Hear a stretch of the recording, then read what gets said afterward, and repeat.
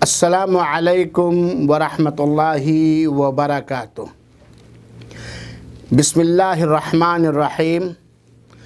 الحمد للہ رب العالمین والعاقبۃ للمتقین ولا عدوان الا علی الظالمین المعتدین واشہد ان لا الہ الا اللہ وحدہ لا شریک لہ واشہد ان محمدا عبدہ ورسولہ الامین وصلی اللہ علیہ وعلی آلہ واصحابہ اجمعین والتابعین لہم باحسان الی یوم الدین سلم تسلیما کثیرا کثیرا۔ معزز قابل احترام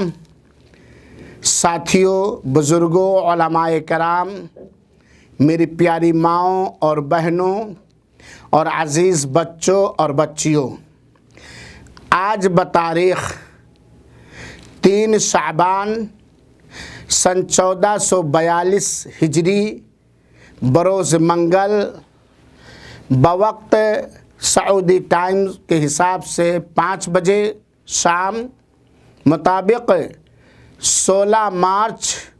سن 2021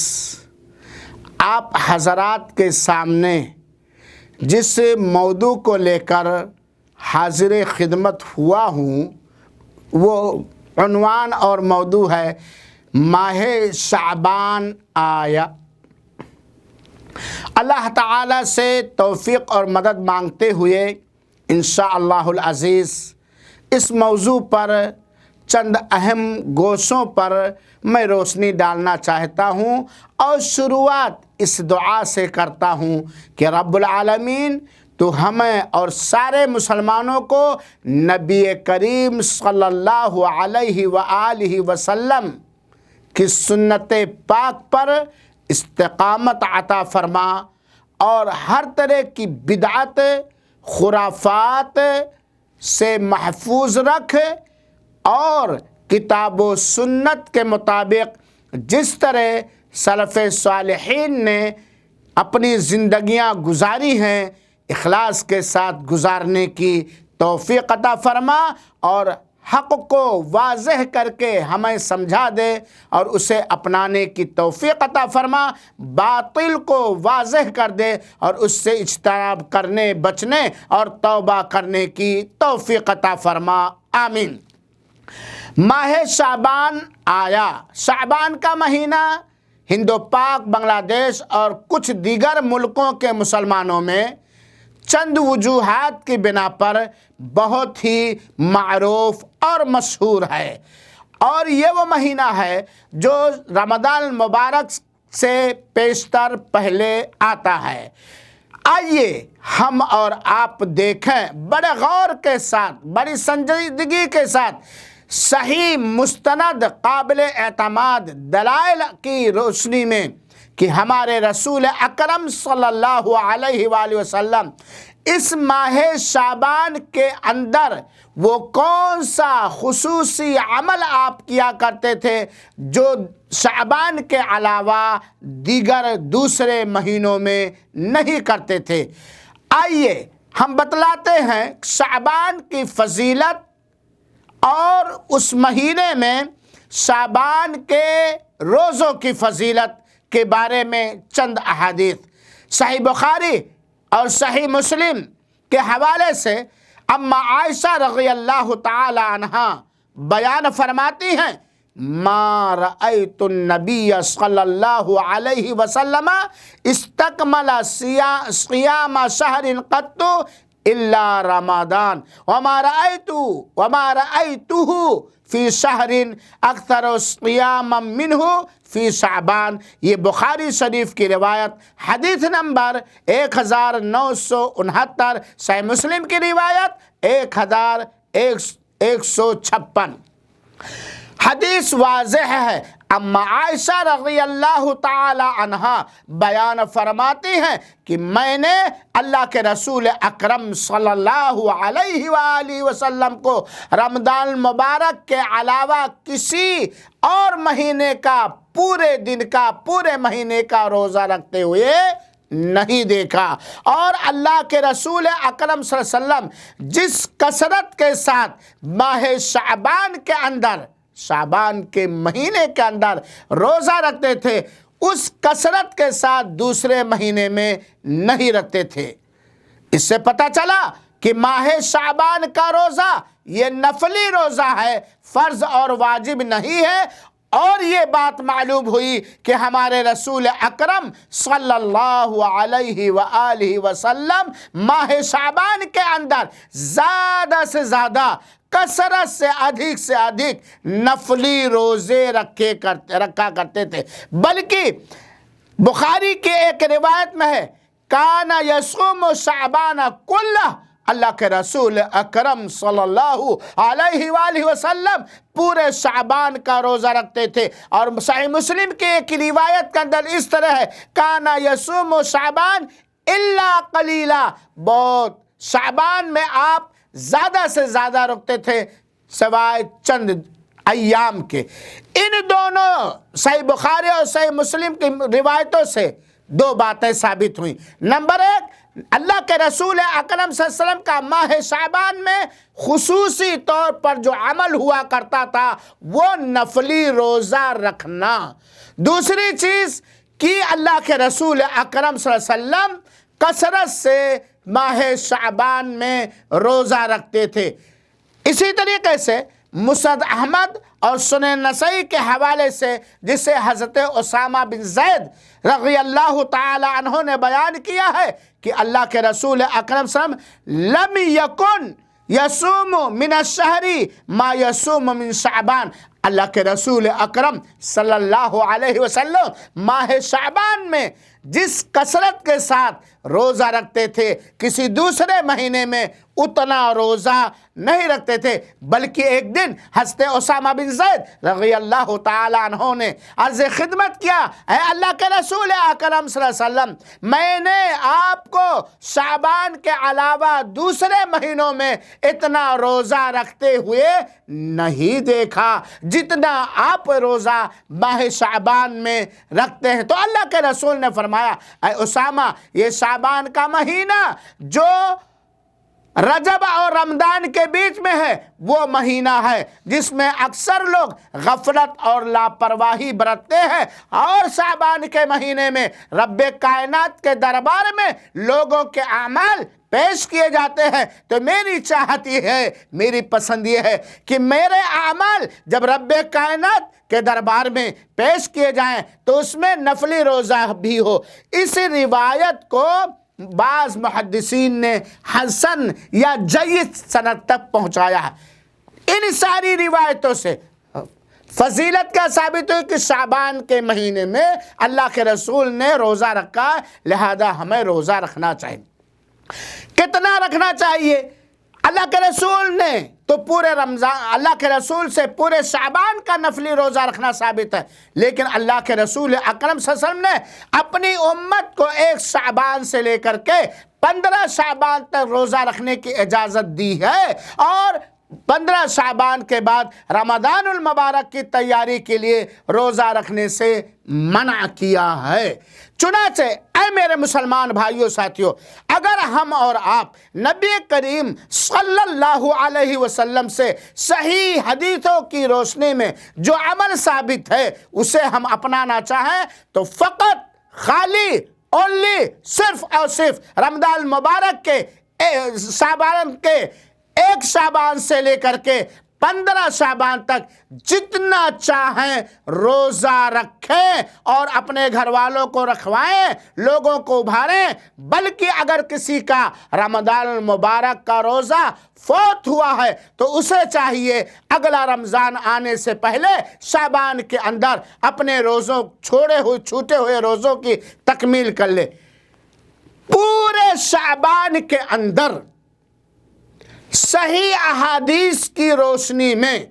قرآن کریم کی ساری آیتوں کی روشنی میں صرف اور صرف ماہ شعبان کے اندر نفلی روزے رکھنے کا ثبوت آقائے دو جہاں سے ملتا ہے، اور باقی کوئی خاص عمل اللہ کے رسول اکرم صلی اللہ علیہ وآلہ وسلم سے ماہ شعبان کے اندر نہیں ثابت ہے۔ ایک دوسرا مسئلہ جو ہمارے ہندو پاک کے اندر بہت ہی زیادہ پرسدھ، رائج اور مشہور ہے، وہ مسئلہ کیا ہے؟ 15ویں شعبان کا روزہ، جس کو بدقسمتی سے شب بارات کا نام دیتے ہیں، اور اس دن 15ویں شعبان کی رات کو ایک نہیں کئی ایک ایسے اعمال کرتے ہیں جو اللہ کو چڑھانے والے اعمال ہیں، اللہ کو ناراض کر دینے والے اعمال ہیں، جن عملوں کا ثبوت اللہ کے رسول اکرم صلی اللہ علیہ وآلہ وسلم سے، خلفائے راشدین سے، صحابہ و صحابیات سے، ازواج مطہرات سے قطعاً ثابت نہیں۔ مسئلہ یہ ہے، خالی 15ویں شعبان کا روزہ جو عام طور پر لوگ رکھتے ہیں، کیا اللہ کے رسول اکرم صلی اللہ علیہ وسلم سے خالی فقط کیول صرف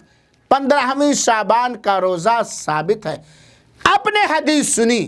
کہ اللہ کے رسول کثرت کے ساتھ ماہ شعبان میں روزہ رکھتے تھے، اور کثرت اگر بولا جائے تو آپ 10 دن شروع کر رکھیے،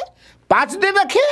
7 دن رکھیے، 8 دن رکھیے، 15 دن رکھے۔ مسئلہ یہ ہے کہ اللہ کے رسول نے خالی 15ویں شعبان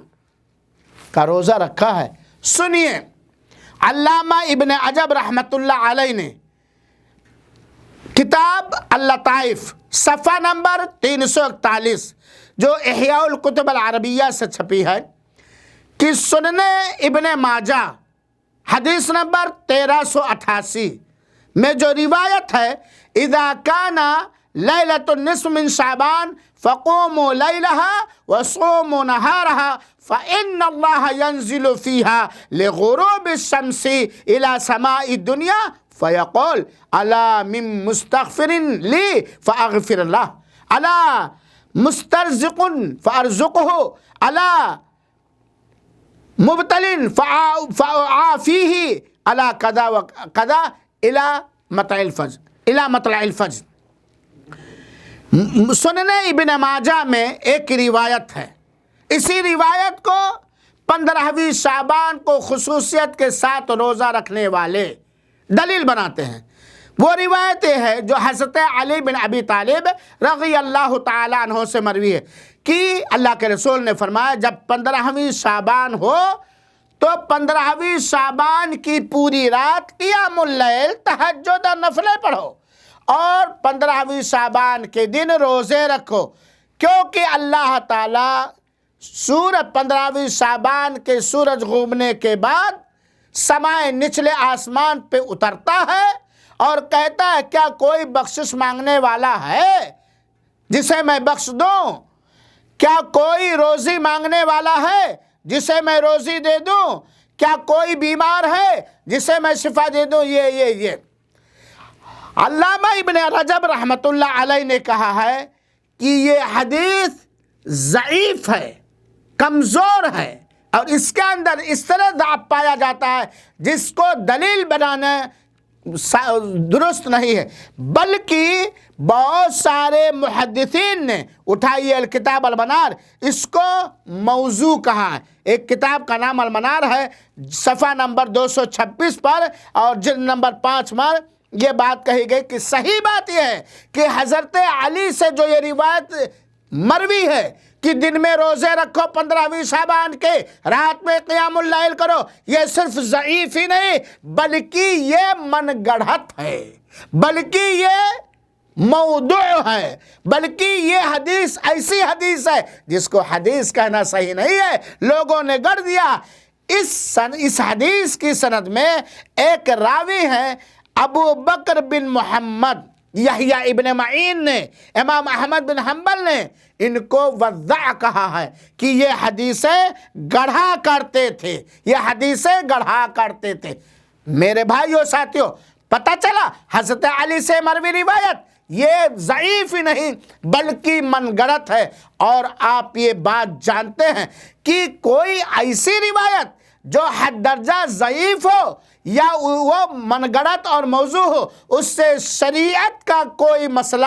عبادت کا کہ ثبوت کا کوئی مسئلہ قطعا نہیں لیا جا سکتا ہے، جیسا کہ محدثین نے کہا۔ تو پتہ چلا کہ خالی 15ویں شعبان کا روزہ رکھنا بدعت ہے، خرافات ہے، کیونکہ نہ اللہ کے رسول نے خالی 15 شعبان کی روزہ رکھا ہے، نہ خلفائے راشدین نے، اور نہ ہی صحابہ کرام نے، اور نہ ہی کسی صحیح حدیث سے ثابت ہے۔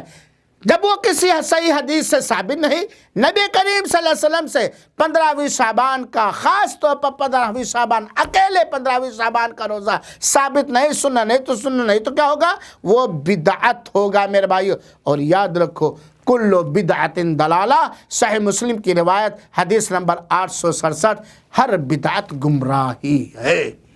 چنانچہ خالی 15ویں شعبان کا روزہ رکھنا سے، ہاں اگر کوئی آدمی ایام 20 کا روزہ ہمیشہ رکھتا تھا اور بنا شعبان کی کوئی خاص فضیلت کا اعتقاد کرتے ہوئے 13، 14، 15 کو روزہ رکھتا ہے شعبان میں ایام 20 کے ناطے، تو یہ درست ہے، رکھ سکتا ہے۔ لیکن خالی 15ویں شعبان کا روزہ یہ سنت رسول نہیں ہے، سنت صحابہ نہیں، سنت خلفائے راشدین ہے، اور جو عمل سنت نہ ہو وہ بدعت ہے۔ تیسری چیز، بہت سارے لوگ 15ویں شعبان کی رات کی فضیلت بیان کرتے ہیں اور پوری رات عبادتیں کرتے ہیں، تہجد پڑھتے ہیں، کھانے پکاتے ہیں، قبرستان کی زیارت کرتے ہیں، ماں کے نام پر معاملہ کرتا، یعنی پوری رات قیام اللیل، تہجد، نفل اور قبرستان کی زیارتیں کرنا اور غربا مساکین پہ خرچ کرنا اور بہت سارے کام کرتے ہیں جس کو آپ جانتے ہیں، میٹھے حلوے بنانا۔ میرے بھائیو ساتھیو، اللہ کے قسم، قرآن کریم کی کسی بھی آیت کریمہ یا نبی کریم صلی اللہ علیہ وسلم سے ثابت صحیح احادیث سے یا خلفائے راشدین کے عمل سے یا ازواج مطہرات کے عمل سے یا صحابہ کرام رضوان اللہ علیہم اجمعین کے عمل مبارک سے، یہ سارے 15ویں شعبان کا روزہ رکھنا، خالی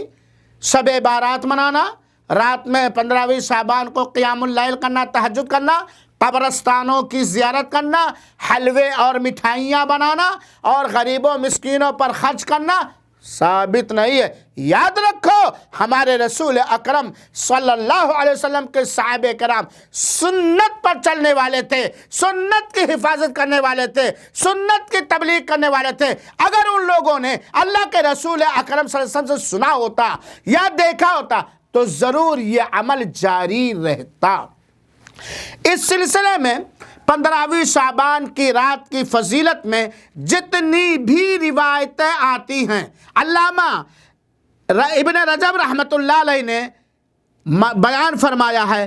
کہ وہ ساری کی ساری جو 15ویں شعبان کی رات کی فضیلت میں، جسے ہم اور آپ شب بارات کہتے ہیں، جتنی بھی روایتیں سب ضعیف ہیں، اور اس طرح ضعیف ہیں کہ ان کی کمزوری دور ہی نہیں ہو سکتی شواہد کی بنا پر، بلکہ موضوع اور من گھڑت ہے۔ انہی میں سے ایک روایت حضرت عائشہ سے یہ ہے، لوگوں نے گڑھا، ان اللہ تعالی ینزل لیلۃ النصف من شعبان الی سماء دنیا فیغفر لاکثر من عدد شعر غنم کلب۔ یہ امام احمد بن حنبل نے اس روایت کو ذکر کیا ہے، اور یہ روایت نمبر 2618 ہے، ترمذی میں 729 ہے، اور ابن ماجہ میں 1389 ہے۔ یہ روایت کا ترجمہ یہ ہے کہ اللہ تعالیٰ 15ویں شعبان کی رات کو اترتا ہے نچلے آسمان پر، تو قبیلے کلب کے بکریوں کے بال کے برابر سب کو بخش دیتا ہے۔ توبہ توبہ استغفر اللہ۔ یہ روایت صرف ضعیف ہی نہیں ہے بلکہ یہ ساری کی ساری روایت من گڑت ہے۔ علامہ شوکانی رحمۃ اللہ علیہ نے صاحب نلوطان نے کہا ہے کہ اس روایت میں انقطاع بھی ہے اور ذکر بھی ہے، اور علامہ ابن باز رحمۃ اللہ علیہ نے فرمایا ہے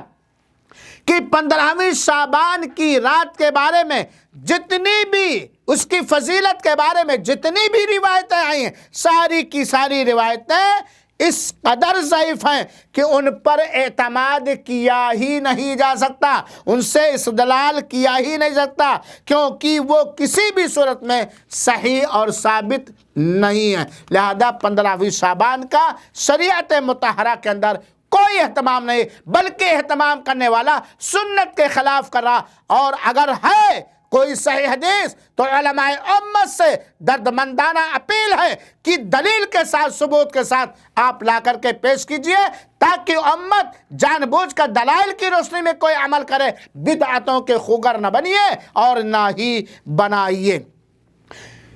اسی طرح 15ویں شعبان کی رات کو قیام اللیل کرنا، عبادت کرنا،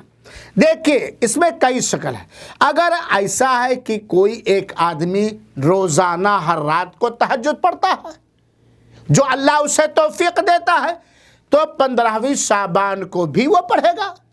دوسری شکل کیا ہے؟ اس کے لیے جائز ہے۔ دوسری شکل یہ ہے کہ وہ کبھی بھی تہجد کسی بھی رات نہیں پڑھتا، قیام اللیل کسی بھی رات نہیں کرتا، خالی شعبان کی 15ویں رات کی فضیلت کا اعتقاد کر کے اگر وہ ایسا کرتا ہے تو یہ بدعت ہے، یہ گمراہی ہے، کیونکہ اللہ کے رسول اکرم صلی اللہ علیہ وسلم نے خالی 15ویں شعبان کی رات تہجد یا قیام اللیل نہیں کیا۔ اور حضرت علی بن طالب رضی اللہ تعالیٰ عنہ سے مروی جو روایت ہے، جس کے بارے میں رشید رضا، علامہ رشید رضا نے کہا کہ یہ من گڑھت روایت ہے، موضوع ہے، اور اس سے کوئی شرعی ثبوت نہیں مل سکتا۔ بلکہ میرے بھائیوں اور ساتھیوں، علامہ ابن رجب نے لطائف نامی کتاب صفحہ نمبر 541 میں کہا ہے کہ شعبان کی 15ویں شعبان کی رات کو قیام اللیل کرنا نہ ہی اللہ کے رسول سے ثابت ہے، نہ ہی خلفائے راشدین سے ثابت ہے، نہ ہی ازواجات مطہرات سے ثابت ہے، اور نہ ہی عملی طور پر ثابت ہے، نہ ہی زبانی طور پر ثابت ہے۔ تو کیا ہوا؟ جو اللہ کے رسول سے ثابت نہ ہو کوئی بھی عبادت، اسے ہم عبادت سمجھ کے کریں تو کیا ہوگی؟ بدعت ہوگی۔ کیا اللہ کے رسول اکرم صلی اللہ علیہ وسلم اگر کوئی بات ہوتی، اللہ انہیں حکم دیا ہوتا، اللہ کے رسول نہ تہجد پڑھتے 15ویں شعبان کی رات کو؟ اما عائشہ نہ پڑھتی ہیں؟ تو خلاصہ یہ ہے کہ یہ عمل بھی بدعت ہے، اللہ کے رسول اکرم صلی اللہ علیہ وسلم سے ثابت نہیں۔ ایک اور چیز،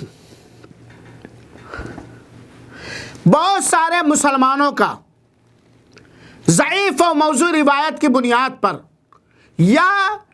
بدعت کے چاہنے والے اور بدعت کے پھیلانے والے اور بدعتوں کو پھیلا کر اپنے رزق اور روزی کا بندوبست کرنے والے علماء سو کے مختلف واعظ و نصیحت کے محفلوں میں حاضری دے کر یہ ساری خرافات کرتے ہیں۔ انہی میں سے یہ ہے کہ بہت سارے مسلمانوں کا، یہ آپ دیوبندیوں میں بھی پائیں گے، یا آپ بریلیوں میں بھی پائیں گے، یا آپ تبلیغیوں میں بھی پائیں گے، یہ بہت سارے لوگوں کا، جن لوگوں کے ہاں منہج کتاب اللہ سنت رسول اللہ نہیں ہے، جن لوگوں کا منہج صحابہ کرام کے عمل کے مانند منہج نہیں، ہر ایک کے ہاں پائیں گے کیا کہ 15ویں شعبان ہی وہ رات ہے جس میں پورے سال کا فیصلہ کیا جاتا ہے۔ 15، یہ بات مشہور ہے اور لوگ اس کا عقیدہ بھی رکھتے ہیں، اسی لیے رت جگہ کرتے ہیں، اسی لیے عبادتیں کرتے ہیں 15ویں شعبان کو، اسی لیے قیام اللیل کرتے ہیں، اسی لیے قبرستان کی زیارت کرتے ہیں، اسی لیے یتیموں پر صدقات و خیرات کرتے ہیں، اسی لیے مختلف طرح کے کھانے پکوا کر کے لوگوں میں بانٹتے ہیں کہ پورے سال کا جو فیصلہ ہوتا ہے وہ 15ویں شعبان کی رات کو ہوتا ہے۔ میرے بھائیو، یہ عقیدہ، یہ سوچ، یہ دعویٰ، یہ بات ایسے ہی غلط ہے جیسے کہ آپ دن کو رات کہو، رات کو دن کہو۔ صحیح بات یہ ہے کہ اللہ تعالی اپنی قدرت کاملہ سے پورے سال کے جملہ امور کا فیصلہ فرماتا ہے شب قدر کے اندر، شب قدر کے اندر۔ اور وہ لوگ اس کو شب قدر 15ویں شعبان کی رات کو مانتے ہیں، رت جگہ 15ویں شعبان کی رات کو مانتے ہیں، اور وہ دلیل بناتے ہیں سورہ دخان کے آیت نمبر 6 کو کہ وہ رات جس دن پورے سال کا فیصلہ ہوتا ہے وہ 15ویں شعبان کی رات، بڑی رات، رت جگہ وہ ہے۔ میرے بھائیو ساتھیو، ذرا آپ دیکھیں اللہ تعالیٰ نے سورہ دخان کے اندر کیا فرمایا ہے، اِنَّا أَنزَلْنَاهُ فِي لَيْلَةٍ مُبَارَكَةٍ۔ سورہ دخان آیت نمبر 6، اللہ تعالیٰ کہتے ہیں میں نے اس قرآن مجید کو مبارک رات میں اتارا، اِنَّا كُنَّا مُنذِرِينَ، ہم ڈرانے والے ہیں، فِيهَا يُفْرَقُ كُلُّ أَمْرٍ حَكِيمٍ، جس کے اندر ہر معاملے کا فیصلہ ہوتا ہے۔ سورہ دخان کی آیت نمبر 6 سے یہ بات معلوم ہوئی کہ قرآن مجید کا نزول کسی مبارک رات میں ہوا ہے، اور اس مبارک رات میں 15ویں شعبان، اس مبارک رات میں سال کے پورے مہینے ہوتے ہیں۔ اس میں نہ رمضان کا ثبوت ہے، نہ شعبان کا ثبوت ہے، نہ ذی الحجہ، کسی مہینے کا ذکر نہیں۔ لیکن آپ تھوڑا آگے بڑھیے، قرآن مجید کس مہینے میں اترا؟ شہر رمضان الذی انزل فیہ القرآن، سورہ بقرہ آیت نمبر 185، کہ رمضان مبارک کے مہینے میں قرآن مجید اترا ہے، اور اس کا عقیدہ ہر ایک مسلمان کو ہے۔ تو وہ مبارک رات جس رات میں سارے پورے سال کے امور کا فیصلہ اللہ تعالیٰ دیتا ہے، وہ شعبان میں وہ رات نہیں ہے، ماہ رمضان میں وہ رات ہے، کیونکہ قرآن مجید ماہ رمضان میں ہوا۔ اب ماہ رمضان کی کس رات کو ہے اس کی تعین، اِنَّا أَنزَلْنَاهُ فِي لَيْلَةِ الْقَدْرِ وَمَا أَدْرَاكَ مَا لَيْلَةُ الْقَدْرِ لَيْلَةُ الْقَدْرِ خَيْرٌ مِّن شَهْرٍ تَنَزَّلُ الْمَلَائِكَةُ وَالرُّوحُ فِيهَا بِإِذْنِ رَبِّهِم مِّن كُلِّ أَمْرٍ۔ تو وہ مبارک رات جس رات کو پورے سال کے معاملات کا فیصلہ رب دو جہاں فرماتا ہے، وہ رمضان مبارک کے مہینے میں وہ رات ہے، اور وہ شب قدر ہے، اور شعبان کی رات نہیں ہے، کیونکہ دخان سے پتہ چلا مبارک رات میں قرآن اترا، سورہ بقرہ کے آیت نمبر 185 سے پتہ چلا ماہ رمضان کے اندر قرآن اترا، اور اِنَّا أَنزَلْنَاهُ فِي لَيْلَةِ الْقَدْرِ سے پتہ ہے کہ شب قدر شعبان کے اندر نہیں ہے بلکہ وہ رمضان کے اندر ہے۔ تو لوگوں میں مشہور ہے، اور لوگ کرتے ہیں کہ 15ویں شعبان کو لوگ کھانا بناتے ہیں، غربا و مساکین پر فرق کرتے ہیں۔ میرے بھائیو، یہ سب اللہ کے رسول سے ثابت نہیں، اور یہ کہ قبرستان کی زیارت کرنا حضرت عائشہ کی عورت، وہ ایک اتفاقی امر ہے، نہ کہ اللہ کے رسول اکرم ہر سال 15ویں شعبان کی رات کو قبرستان بقیع کی زیارت کرتے تھے، ایسا نہیں ہے۔ ٹھیک ہے، اللہ کے رسول خالی شعبان کے اندر بقیع کی زیارت نہیں کی ہے، بلکہ اللہ کے رسول اکرم ہمیشہ قبرستان کی زیارت کرتے۔ بہت سارے لوگوں کے ہاں حلوہ بنتا ہے، اور ایک بھونڈی دلیل بناتے ہیں، ہائے حلوہ کھانے والے، حرام کھانے والے لوگوں، ایک بھونڈی دلیل کہ اللہ کے رسول کا غزوہ احد میں دندان مبارک شہید ہوئے تھے، اور اس لیے نرم غذا اللہ کے رسول نے کہا تھا۔ ہائے تاریخ کے صاف شفاف چہروں پر تاریخ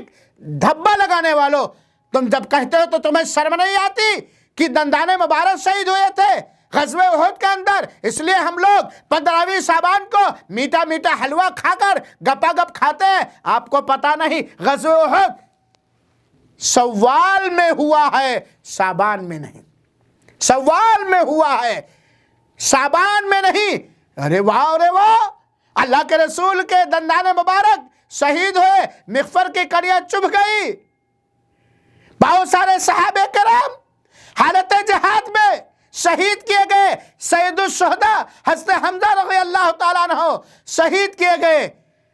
ان کے بعد کسی نے حلوہ بنا کے نہ کھایا، اور تم رمضان شعبان 15 شعبان کو بنا کے کھاتے ہو؟ کیسی جہالت کی بات کرتے ہو؟ تو میرے بھائیوں ساتھیوں، یہ جتنی چیزیں روزوں کے علاوہ